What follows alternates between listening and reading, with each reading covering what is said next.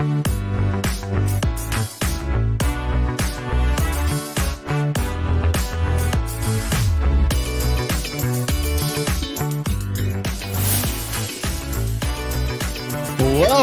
to the Tile Happy Hour, and it is a rainy and windy Wednesday.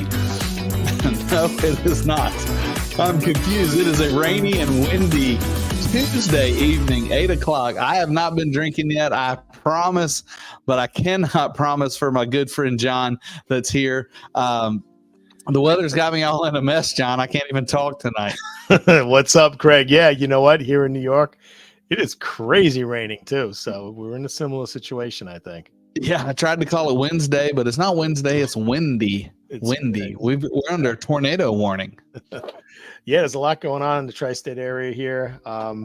We skirted a storm literally because the other day, because it was a lot of storms in a little bit north of us, and it rained for like a day and a half, and we would have been under like a foot of snow, but we dodged it.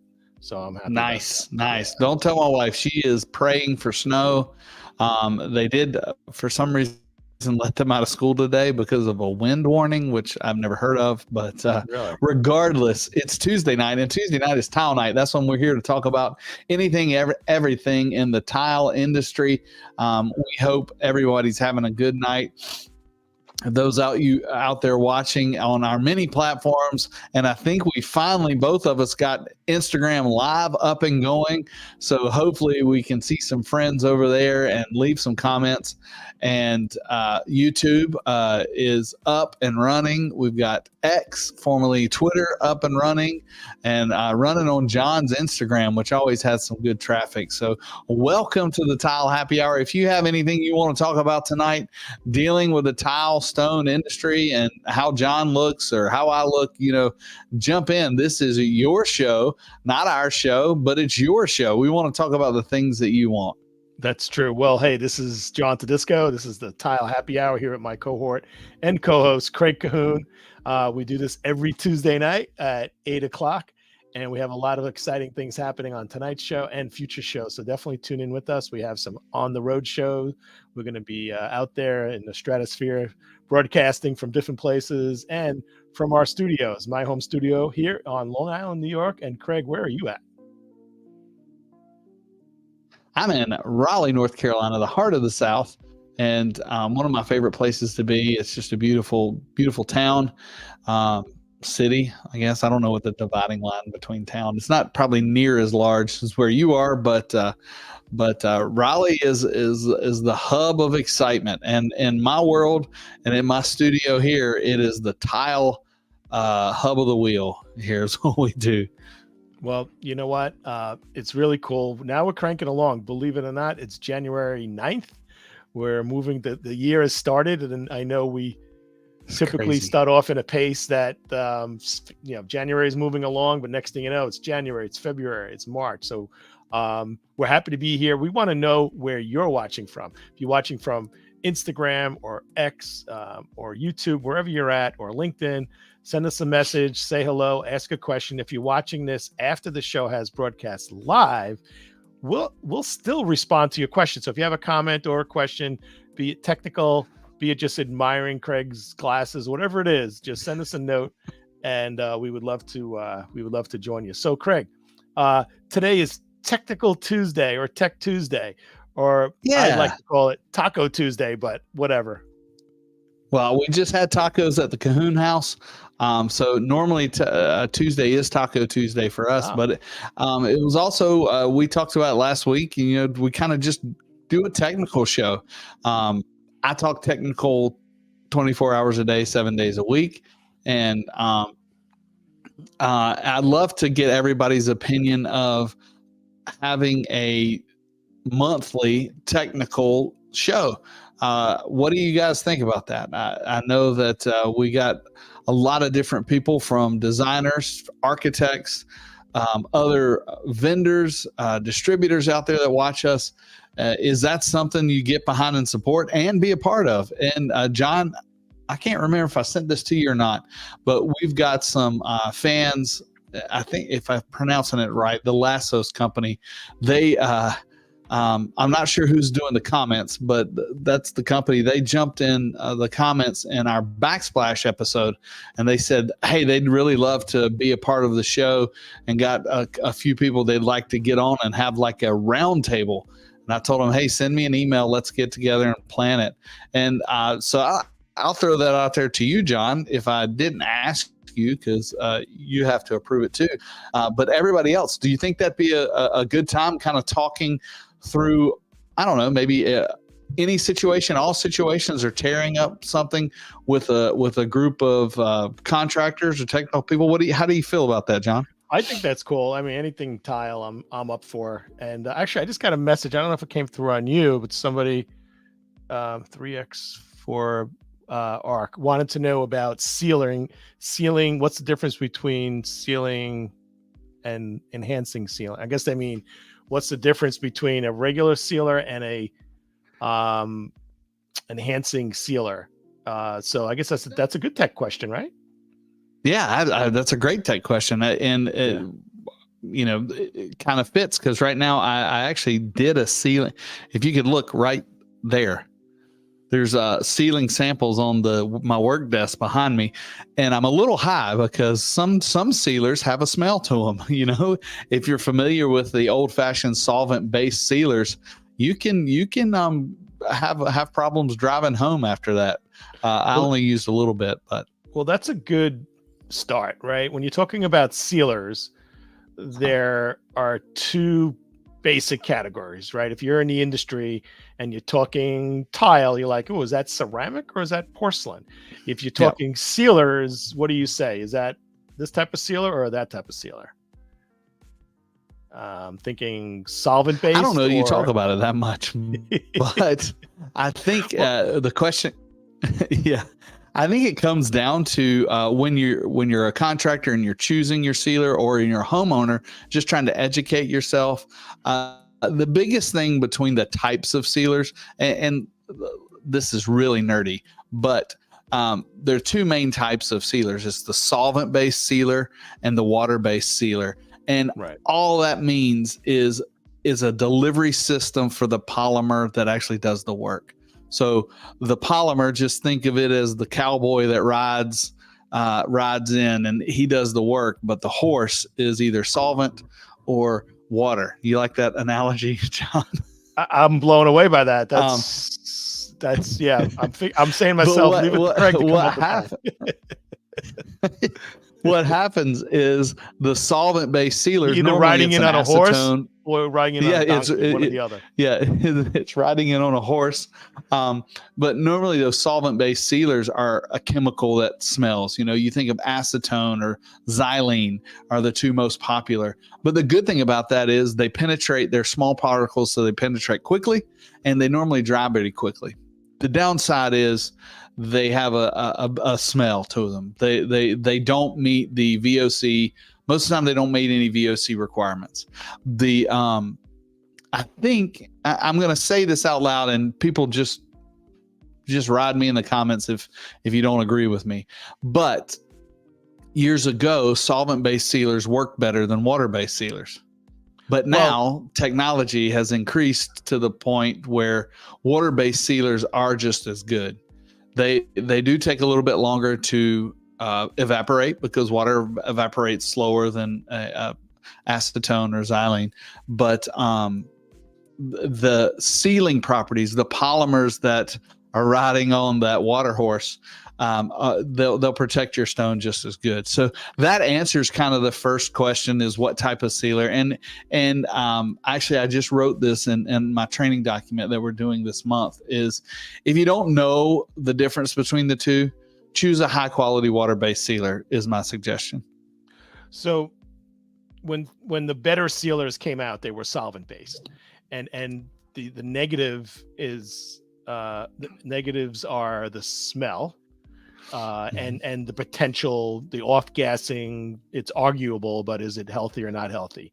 So those are the two. So the smell, it's like, okay, if you can deal with the smell, then what big deal? But then sometimes if you're smelling something, that means it's a chemical. And then there's a discussion about Is it something going into your Is lungs? it harmful? So Yeah. so the industry has been trying to find a way to deliver the sealer using, or let me rephrase that, deliver the sealer not using oil and figuring out another way to deliver it. But there has to be a downside. I mean, what's been the hurdle for the industry to Well, do I that? think the hurdle was originally, and I'm not a chemist, I'm a contractor. Originally, they couldn't get the polymers. The water is, for a penetrating sealer, water is a larger particle than the solvents. So therefore, it didn't penetrate as deep. But now I think they've solved that problem by doing some different things chemistry wise. And I would love for a chemist to come on and help us out. But I think what that happens is the water delivery system. I know Bulletproof, I think, has some fluoride in it, and they've got some things that will have improved that. So it does penetrate as deep as the solvent, and it does deliver those polymers. And once it evaporates, it gives it that solid. And it's and John, you know this because you've sold it for so many years. Once you apply a sealer, your floor is stain proof, right? Did you say proof? I did say proof. Yeah. Well, the legal side of me is saying nothing is 100%, nothing is proof, stain resistant. So, but let me ask you a question, Craig. So, and this, I'm learning something here. So, you're saying that the sealer component of a sealer, the polymers or whatever it is, that is basically the same in a water base or a solvent base. It's just how it's getting there is the difference. For the layman, yes. And I'm going to say that it's chemically the same, but I'm going to say the results are the same now. Because I know to bond it to a solvent and to bond it to water, gosh, this is really deep and nerdy. There's probably some difference chemical wise, but what are we concerned with? We're concerned with results. And so the results are the same. But back in the day, I remember I wouldn't choose a water-based sealer because it didn't last very long and all that other stuff. And so here's a question. Wait a minute. Is the solvent adding any stain resistance to the factor, or is it strictly a delivery system? It is strictly the horse. It is strictly the delivery system. See, I didn't know that either until I asked the question to I'll say it was Bobby Karen. He Stone Tech rep for many years. He taught me something. I didn't, all I knew was just to look for it, and solvent smelled bad. But yeah, that's kind of the first thing and if you don't know, you don't know. Right. And that's probably not a question you ask. The question that the average homeowner or do-it-yourself person wants to know is, do I want my stone to look like it does out of the box, or do I want to enhance it in some way? All right. And wait those are questions that we got to answer pretty quick. Yeah, but you're going to another realm now. So water-based and solvent-based is decision number one. If you're a sealer manufacturer, what are we making today? Solvent-based or water-based? So they're making both today. So right, but then there's the second question is, do we want that sealer to be enhancing or non-enhancing? Mm-hmm. And is enhancing or non-enhancing strictly limited to a solvent or water-based, or they both options both delivery systems have that option? I believe both delivery systems have that option. That's my understanding. So just to explain to people out there, so once you decide which sealer to use, if it's a solvent base or a water base, then you have to decide, okay, what are you looking to accomplish with the sealer? Number one, the main reason for the sealer is to protect the stone from the staining, et cetera. But there happens to be it's not new, but an additional potential feature, right? The potential additional feature is, do you want that sealer to then mechanically, if that's the right word, change the appearance of the stone a little? And so have you ever been to a beach, Craig? What's a beach? No, yeah. Yes. Yeah. So, right, you pick up a rock on going the beach. Friday. You're going Friday. What beach? Ocean Isle Beach. That's our home away from home. All right, cool. So you go to Ocean Isle, you look down, you see a rock on the ground. It's kind of gray maybe, and it's smooth because it's been weathered by the rain and the sand and the water, and it looks dry and it looks kind of gray. If you take water and you touch it with water, it brings the color out, and it makes it deeper gray, maybe even black. Or if it was a red stone, make it more red. Keep talking. Yeah.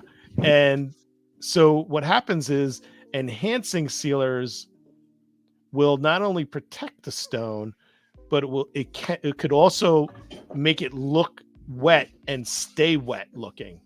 And what I mean wet looking, I don't mean shiny. I mean like how a stone looks when you wet it and it gets deeper. Right, Craig? Isn't that a misnomer? Some people, yeah. So what is that? A piece of limestone? Basalt.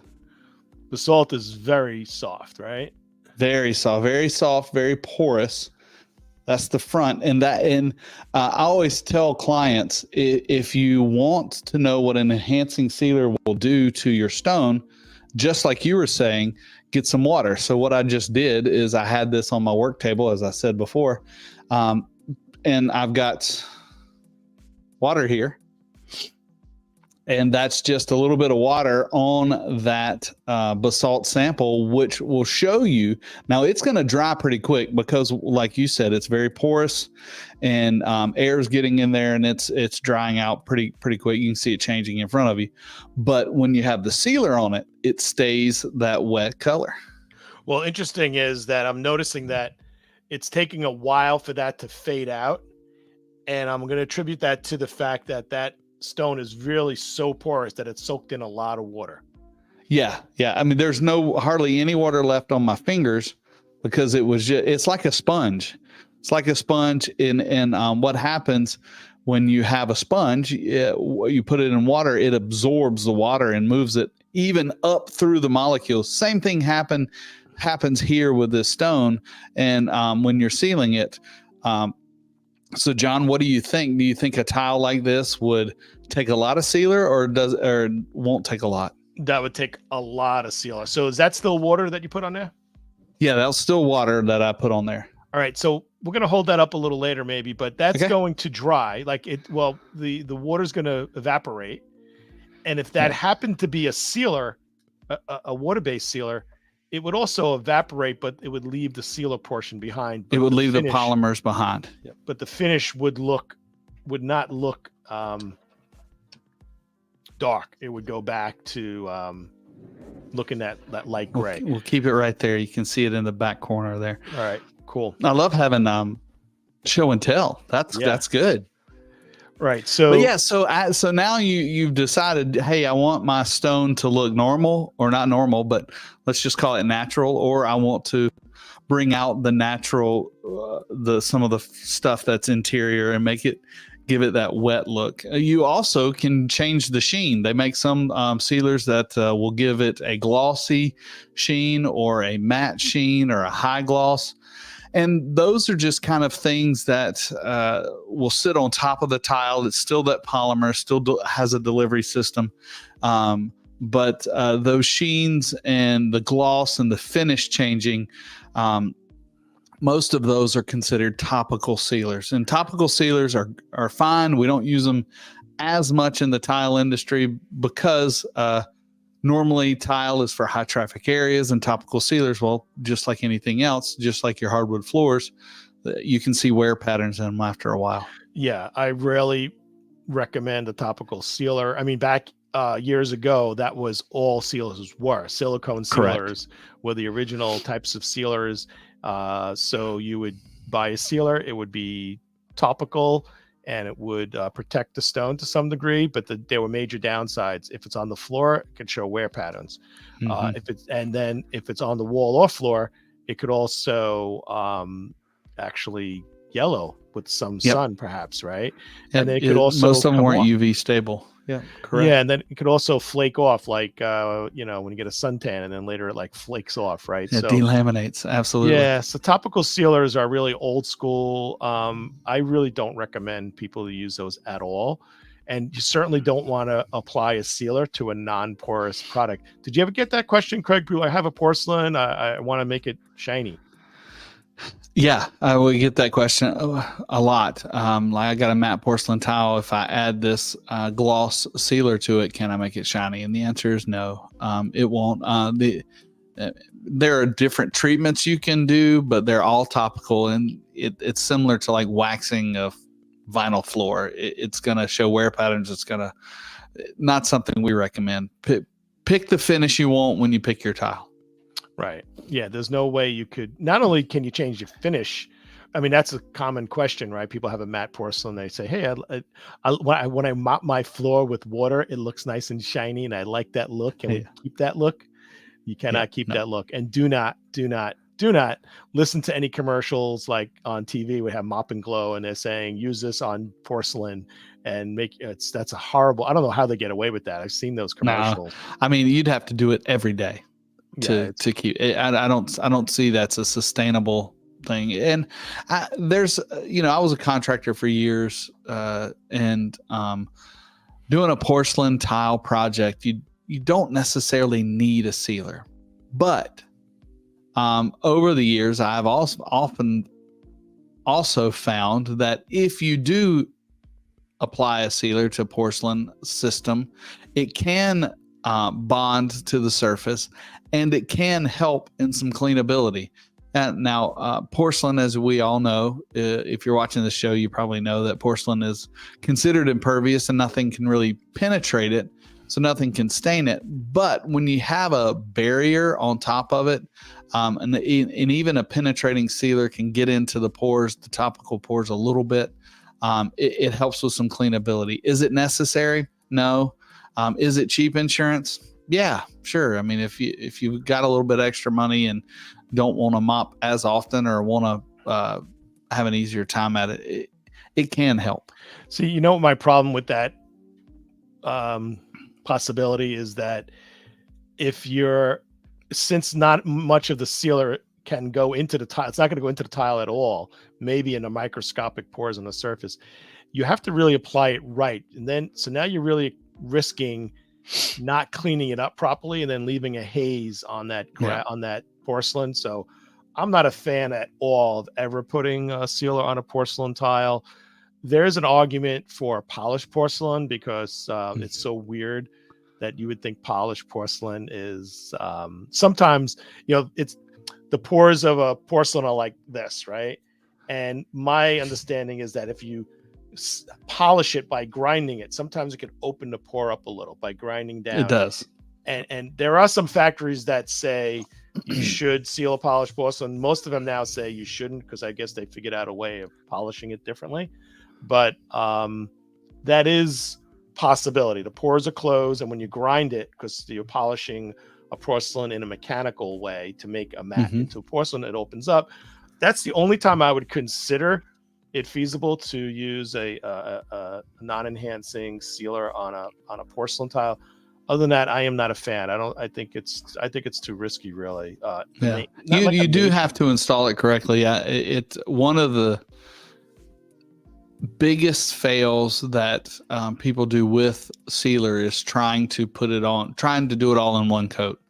And sealers, in my experience, perform better when you do thin coats. It's like painting anything. You do a thin layer, you let it dry, you do another thin layer and let it dry. I've gotten the best results out of doing it that way. Could we change the vernacular a little? I'd like, instead of saying coats, can we say applications? Sure. Because coats infers it's sitting on top. And the proper way to put a sealer on, you're wiping it on and you're wiping any residue off the surface. So yeah. I know what you're talking about, I think, but some people may think of coats as a layer. And it's really just doing the process 2 times or 3 times or 3 applications. So I'm more comfortable. You like application better. I like application for that reason, I can maybe vote for that. All right. So yeah, make a note of that, Craig. Okay, got it.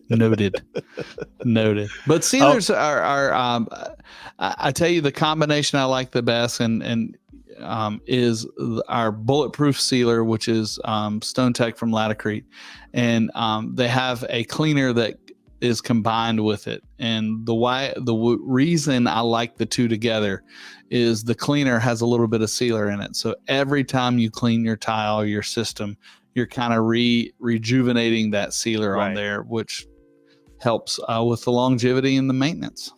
Yeah, and the history, the history of the Stone Tech is interesting because, you know, Stone Tech used to be a standalone company, right? Stone Tech, is that what it's called? Yeah, Stone Tech. Stone Tech. Mm-hmm. Yeah, so there used to be a sealer company, and just like many other industries, like if you're in the beverage business and you start making Snapple iced tea like on the side and start selling it and you start making traction, the next thing you know, Coca-Cola is knocking on your door saying, hey, we want to buy your brand.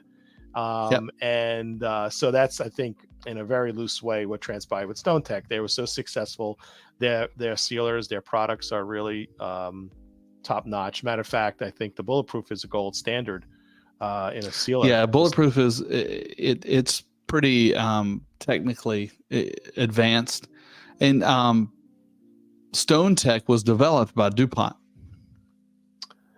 It was a DuPont company, and actually, was it called DuPont bulletproof? It was when it was first done. I mean, they had the DuPont logo on it when I was first starting out.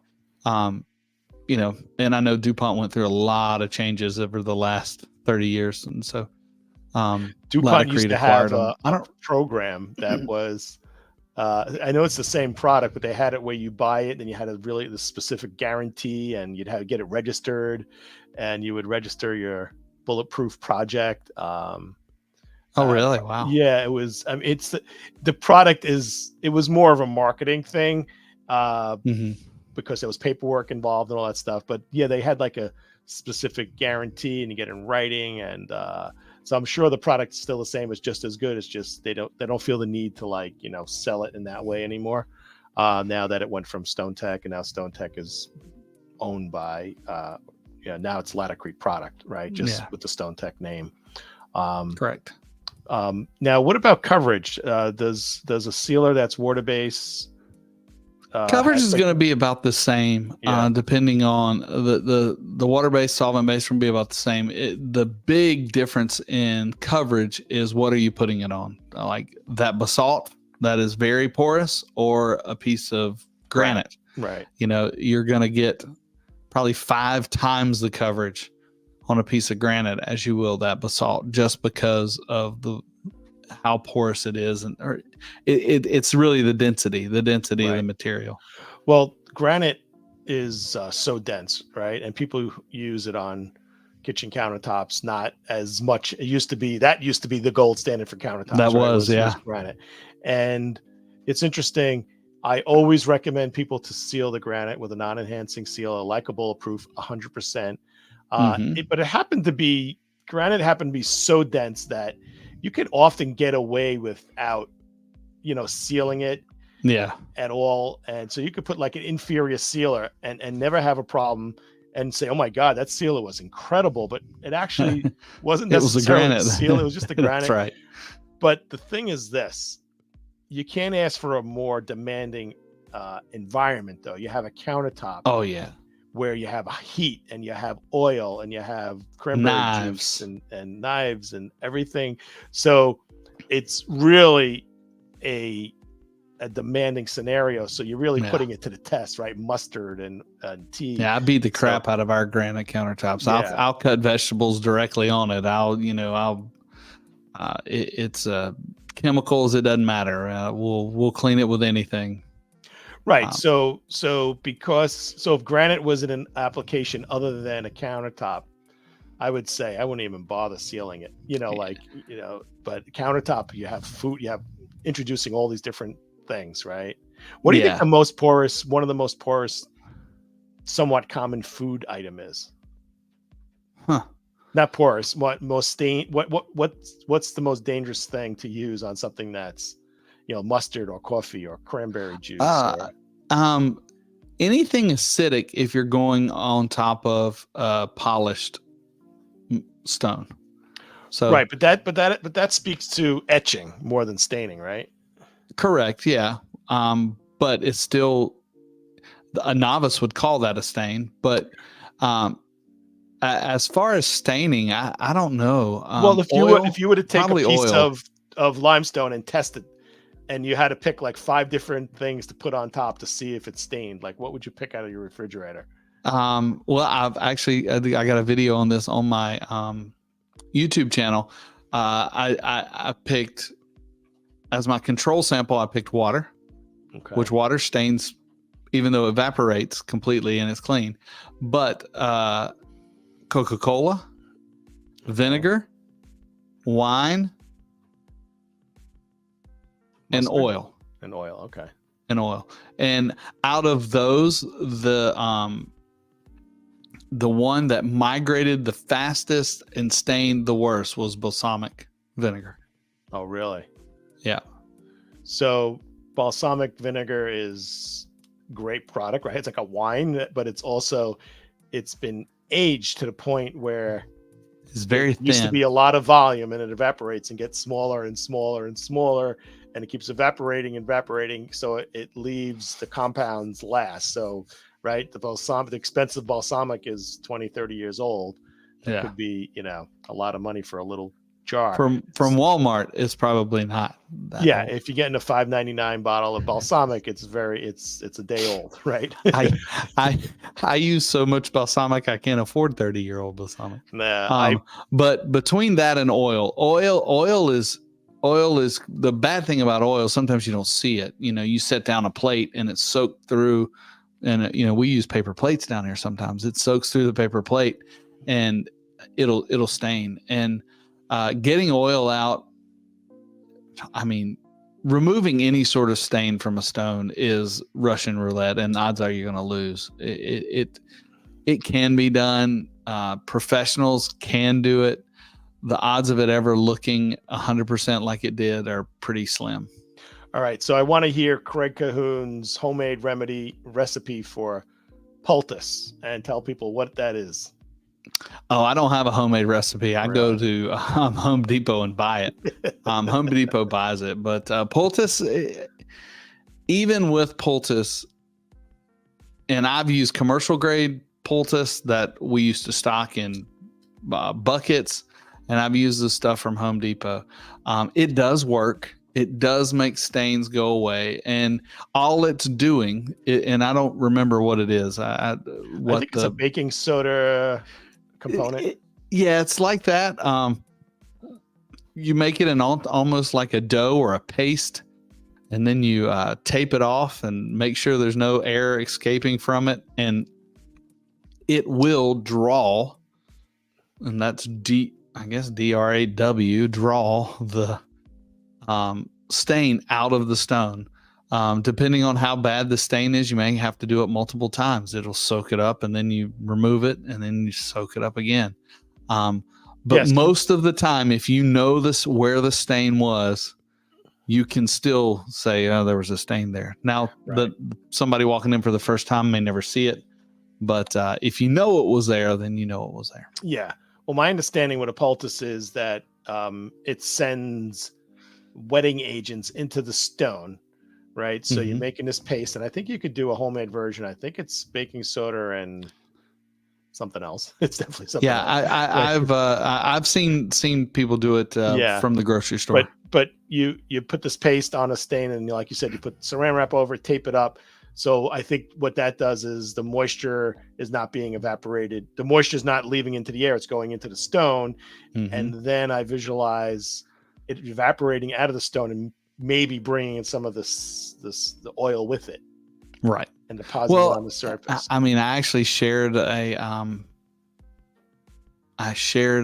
diagram today. I don't know if you read that email that shows how stains migrate through stones and grout, and it came from an article that I'll just be frank, I had not heard of this until a couple of years ago when somebody in the showroom mentioned, do you agree with 6-side stone sealing?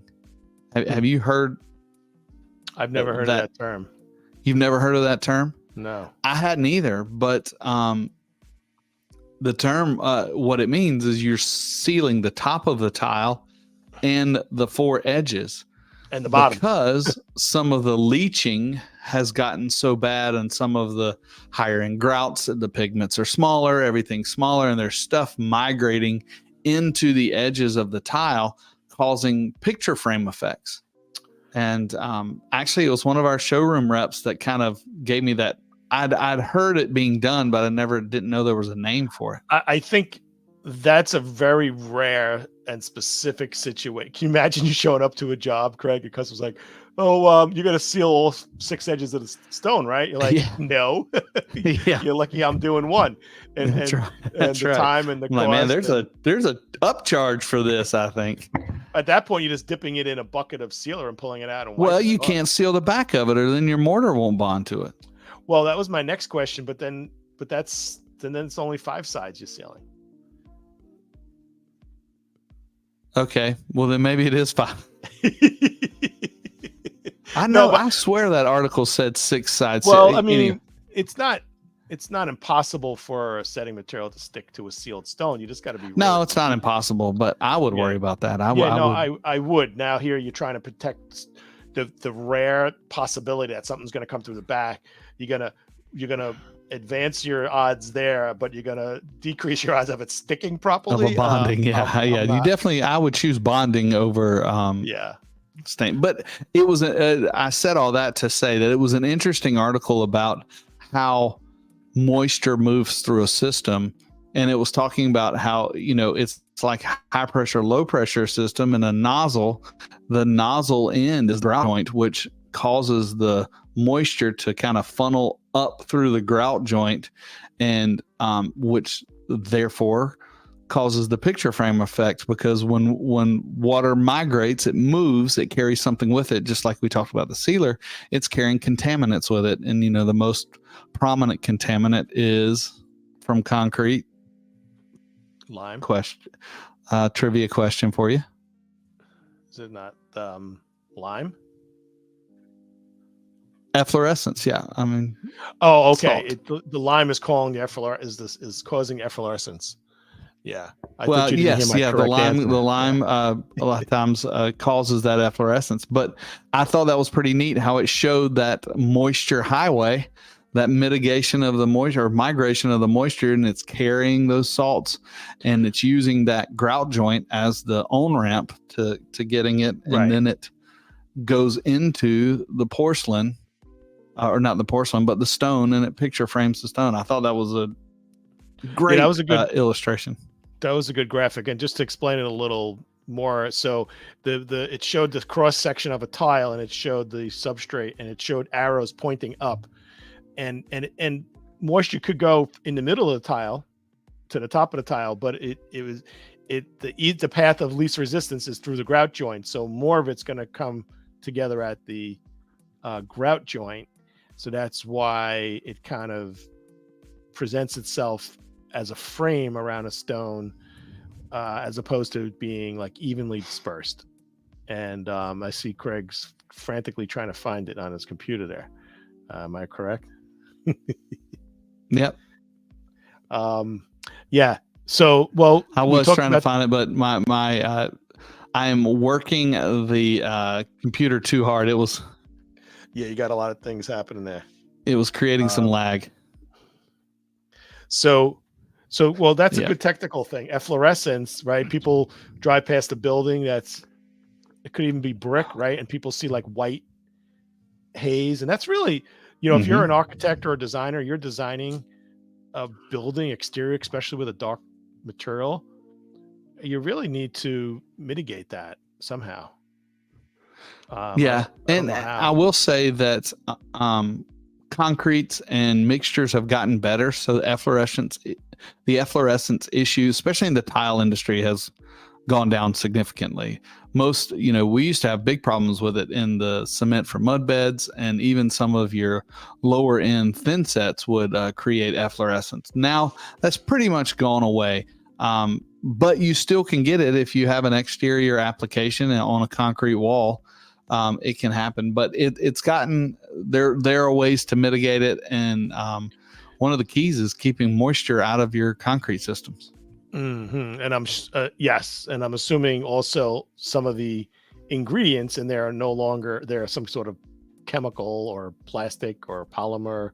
There are things in this cementitious mix that isn't as cementitious. Does that make sense? Right. There's some fillers in there that don't have that salt content in there. That's what causes the majority of it. So is that a derivative of salt, or salt that's actually? It is. It's what salt travels through, and it liquefies. But once the moisture gets to the face of the brick or the wall or whatever, the water evaporates out of it, and it leaves the salt behind. So efflorescence on the side of a building is a salt. You could go farm it and sell it. Yeah, right. Is it power washable? Like, is that comes off with power wash? Yeah, most of the time it can come off. Depending on how porous it's deposited on. Right. Like if it's deposited on it can be pretty tricky, but for the most part, it should come right off. But once again, if you've got a constant water supply, you've got a constant efflorescence issue. Right. You have a river of sediment exactly. coming. You know what? I saw a product today on Tile Bar's website. It's actually a little off topic here, but did you see? It's called Curve, I think it's called. You mentioned that to me, so let's see here if we can find it. And I think this is slowing down my computer. Yeah, this is cool. All these fancy videos we like to put on our websites. Those videos, those are real gems. I mean, look at that. That's amazing. So this is hold on. Let me check something out real quick. Yeah. Look at that video. Can you play that? Who's that guy? Can you play that? Looks like Devo. Yeah. Hold on. Let's see. We won't play it all, but. How long is it? Oh, the video, the audio, I don't think carries. That's 3 minutes. Yeah, audio doesn't carry through. Yeah. But if you want to see that video, just check out my YouTube page, which hit 250,000 views today. I'm not hearing you correctly. Say it again. I said my YouTube page hit 250,000 views today, which I know that there's some content creators out there that do that in one video, but I'm just happy after 2.5 or 3 years, I hit 250,000. That's a quarter of a million. That's congratulations. If I got $1 for each view, I could almost afford to hire you for a month. I'm more scared for now knowing how many people have been influenced by your wisdom. It's a little worrisome. Yeah. But anyway, we'll go back to the curve. Why is it called curve? Well, because the tile has like a kind of a curve on the surface, and it creates like these beads. So it may be hard to see there, but it's kind of 3-dimensional. There you go. And it's a ceramic tile made in Spain. You could tell by the red clay. That's a dead giveaway that it's ceramic. The body of the tile. And does that? I was going to say that normally is a giveaway, but I've seen some porcelains that have red. They're not. You don't see them that often. I've seen porcelains that are red, but they're on the low end of the quality scale. It's okay. That was a very diplomatic way to say that. Yeah, it's crap. So anyway, yeah, Tile Bar doesn't carry a red body porcelain floor tile. I could see potentially a wall tile that's it's really like a porcelain. The clay may be redder, but that doesn't make a difference. But on the floors, it does. Yeah. So this is beautiful, and this is a 6x12 wall tile only. Beautiful glaze, really nice Spanish factory. Yeah, it looks cool. Good colors too. They're I would say unique colors. It's not like your everyday. Oh yeah, look at that. Bring out that red. It's not like your everyday wall tile. That is nice. That is really nice. That's a good price too. $10 a square foot for something that's smart looking. I like that. Look, click on the load more images on that little lower on the screen. I want to see what we got going on there. See a picture of Craig again. Mink grout is the grout color suggested. I never even heard of that. All right, is it loading more? Mink, I think it's one of the new colors. Latacrete just updated their color list and brought in some. Let me just say that their colors were a little bit out of date, so I think they brought in some color. You're updated to get it up to. That's hot. Now notice you could put updated colors. You could put the line, the bars of those ribbons going vertically. You can also go horizontal. I think the top left is horizontal. The kitchen sink there, the backsplash. Yeah, that one, that backsplash there. Yeah, so look how different that looks just on changing the orientation of it. Now, what's the hottest thing about? Now, see what I would suggest, and I'm guessing that the mink grout probably matches this faux grout line in the middle because there's no grout. Oh. Grout's not meant to stick in this one. Right. It's funny you said that because we talked about other tiles like the Vision, right? That it has a score in the tile. Yeah. That the tile is like a bigger tile and it's scored and it's like an unfinished product that needs to be grouted. This is like, that's a good way of this one is glazed all the way. So yeah. But what I love, and I'm just going to brag on us for a little bit because it's you and I talking and nobody else is asking any questions, you bunch of losers. I love that we've taken some of the guesswork out of what you need to go with it. You know, you got to complete the look. I'm not sure if that's the right terminology, but we give you a designer picked grout color, a compatible to your system. Look at this. We're just talking about this. The Revitalizer cleaner and heavy duty grout sealer, which I would actually swap that out for the bulletproof sealer.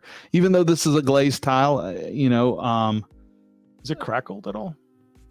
I don't know if it is or not, but so those are some default things that Tile Bar wants to do to try to help you.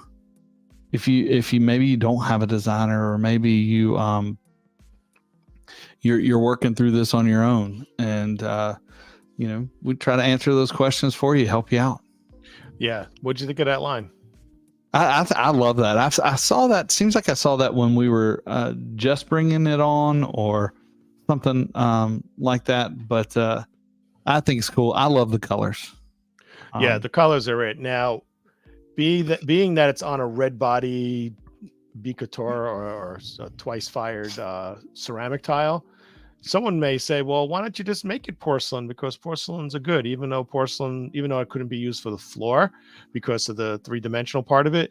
But the reason they use a red body ceramic tile is because you can create the nicest type of glazes on that type of body of tile. You can't, to my knowledge, make a red like that with that kind of texture and the sheen and all that on a porcelain body. It kind of limits what you can do. So I wonder if that has anything to do with the bondability of the pigments and stuff. Maybe they can't get that because of the impervious nature of porcelain. I think I don't know the answer to that, but I think that's it, because you know the main difference between, or the defining line between ceramic and porcelain is porosity, how porous it is. Right. So if you cannot create a beautiful red glaze with that undulation and patina on a porcelain, it's probably because it's more porous, and maybe the ingredients of that glaze formulation need some porosity to kind of interact properly and fire properly. And I'd like to get more technical with some factories coming up. Ask them about I would too. Yeah, I'd like to have some. I'm not laughing at you, but you brought up something that we don't sell tile worldwide, but I consider us a worldwide company just because of the relationships we have overseas and import. And sometimes things are lost in translation. Well, as we've talked about before, we try to get documents in that will give us the data for these materials. And sometimes there's things that are lost in translation. And when you're talking about water absorption, I saw one of our factory data sheets that I don't know if they generated it in AI or the translator broke, but they had a category for dynamic coefficient of water absorption. And so the question got to me and said, what is this? This is a luckily my response was short. I said typo. Right. There you go. But that you were talking about water absorption. I was like the dynamic coefficient of water absorption. Yeah, that's definitely unless that's a new thing and I don't know about it. And you let me know. Yeah, it really it is interesting. Well, actually, I'm going to correct you. I'm working on a cruise ship now in Spain, so we do sell tile. Okay, well, good. Hey, I knew it wouldn't be long. Yeah. So we're running out of time. I got one question to ask you before I go. We normally I don't have the graphic or the email, but it's in my head. It was a question that came across my desk actually today, and it was a client that has the tile, and I'll pull it up here in a second. And we're asking if we're sure that it's okay for a floor. So you tell me what you think. No. All right. What is your reason for saying no? All right. 2 reasons. There's 2 reasons, actually. Okay. So the white part of that material is a natural stone. So yes, that's fine. Okay. It's the little decorative part that is beautiful, gorgeous. And the reason it's $40, which is actually pretty cheap for that. But there's 2 reasons why that's not good for a floor. One is that's mother of pearl. So if you look at that that surface, that kind of pearlized off-white look, that is super thin and super delicate surface. Number 1. Number 2, it's then laminated on top of something else, usually probably a stone or a ceramic of some sort there. So those are the 2 reasons. The main reason is mother of pearl is just fragile. You can't step on it, in my opinion. What do you think? Gotcha. Yeah, it looks like it's laminated to a piece of limestone, maybe. You know what? At first, I thought it was. That could be man-made. It almost looks like it could be. At first, I thought it was MDF. I was like, this is the problem. Where did we get this from? Yeah. But you're right. It could be a resin, a pressed resin, stone resin system. I don't know. Is there a picture do the picture of bottom right hand corner shows it curled up, the sheet? Yeah.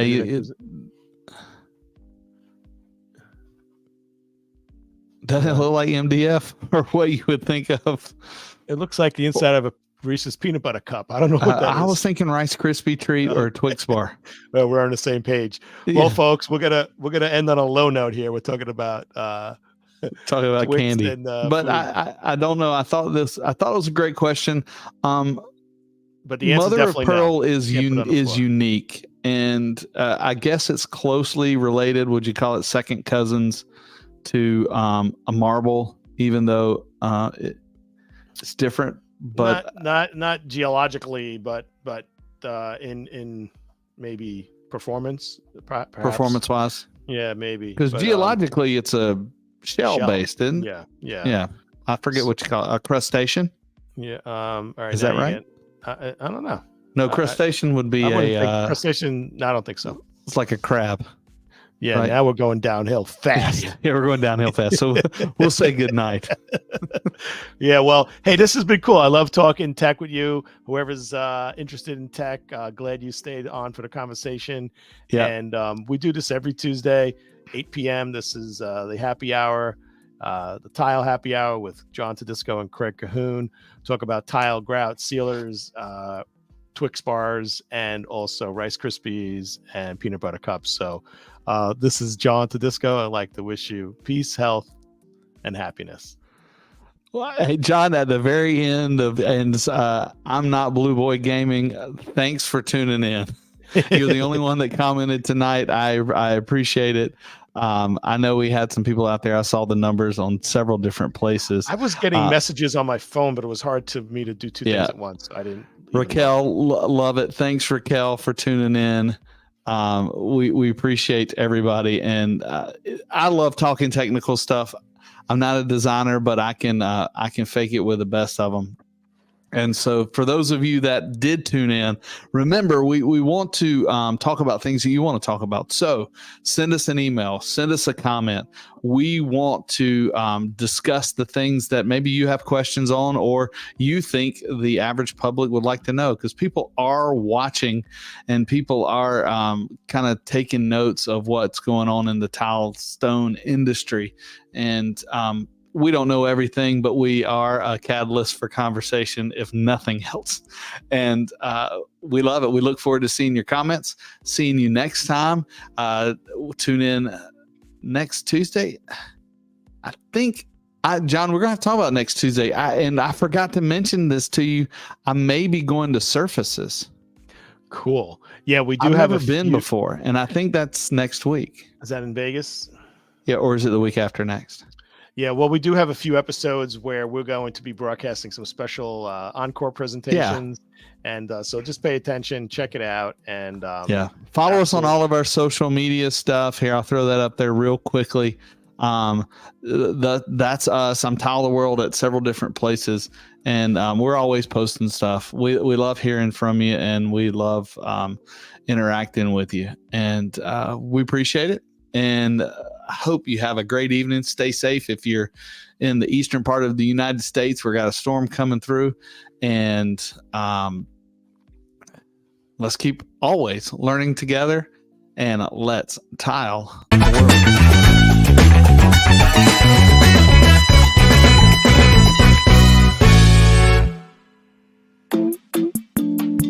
world.